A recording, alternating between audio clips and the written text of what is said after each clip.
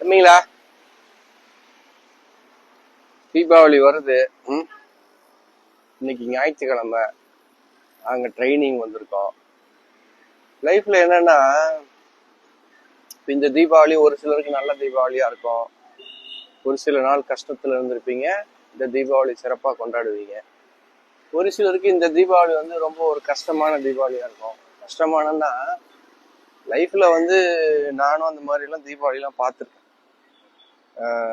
Dress வாங்க காசு இல்லாம, சூழ்நிலை அந்த மாதிரிலாம் வந்துட்டு எங்கள் அப்பா அம்மாலாம் தீபாவளி அன்னைக்கு நாள் நைட்டு தான் எங்கள் அப்பா வாங்கிட்டு வரலாம்.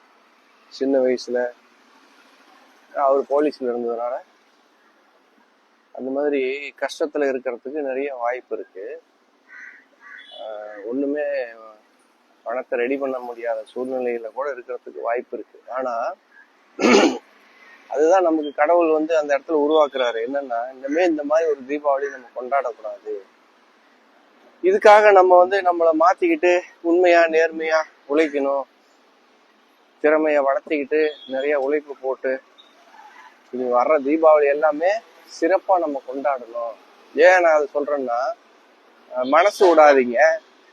கடவுள் நம்மளை கண்டுக்கல, யாரும் நம்மளை கண்டுக்கல, நம்மள ஏன் இப்படி கடவுள் சோதிக்கிறாரு அப்படின்னா இல்ல. கடவுள் வந்து நல்லதுதான் பண்றாரு. அந்த மாதிரி கஷ்டத்துலதான் நம்ம உருவாகும்.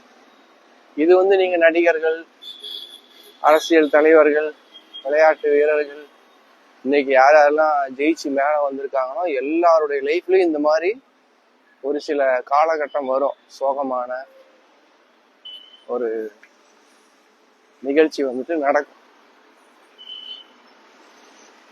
மனசு ரொம்ப வலிக்கும். கவலைப்படாதீங்க, மன உறுதியா இருங்க. போராட்டம் தான். மக்கள் எல்லாம் இன்னைக்கு நம்ம மக்கள் மனசுல நின்ற தலைவர்கள்ல எம்ஜிஆர் வந்து ஒரு என்னுடைய கிரேட் இன்ஸ்பிரேஷன். எம்ஜிஆர் சாருடைய வாழ்க்கையிலயும் இந்த மாதிரிலாம் எவ்வளவு விஷயங்கள் நடந்திருக்கு. சிவாஜி சாருடைய வாழ்க்கையிலையும் நடந்திருக்கு. போராடி போராடி தான் வந்துட்டு ஜெயிக்கிற மாதிரி இருக்கும். ஸோ நமக்கு ஒன்றும் நடக்கல, இந்த வருஷம் தீபாவளி எப்படி கொண்டாடுறது அப்படிலாம் ஒன்றும் ஃபீல் பண்ணாது. என்ன இருக்கோ அதை வச்சு கொண்டாடுங்க. ஆனா அடுத்த தீபாவளிக்குள்ள நான் வந்து என்ன இன்னும் பெட்டர் பண்ணணும், என் வருமானத்தை அதிகம் பண்ணணும், என் குடும்பத்துக்கு நான் இன்னும் சிறப்பா செய்யணும் அப்படின்னு ஒரு இலக்கை செட் பண்ணிட்டு ஒரு வருஷம் ஒர்க் பண்ணி அடுத்த தீபாவளிய மிக சிறப்பா கொண்டாடுங்க. இனி வர்ற தீபாவளி எல்லாமே சிறப்பா கொண்டாடுங்க.